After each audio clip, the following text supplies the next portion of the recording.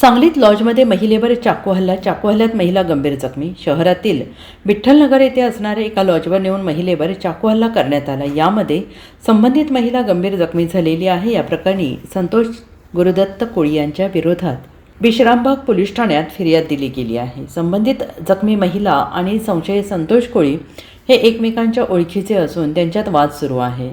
संतोष कोळी यांनी जानेवारी महिन्यात महिलेच्या घराची तोडफोड केली होती। या तोडफोडीचे नुकसान भरपाई देण्यासाठी त्याने महिलेला 16 फेब्रुवारी शहरातील विठ्ठलनगर या परिसरात बोलावून घेतलं। त्यानंतर तिला जबरदस्तीने एका कारमधून लॉजवर नेलं। त्या ठिकाणी नेऊन अंगावर आणि डोक्यावर चाकूने वार करून गंभीर जखमी केलं असल्याची माहिती पोलिसात दिलेल्या तक्रारीत महिलेने केली आहे। त्यानुसार संतोष कोळी यांच्या विरोधात विश्रामबाग पोलीस ठाण्यात गुन्हा दाखल करण्यात आलेला आहे। Bureau report SPN Marathi Vishrambag.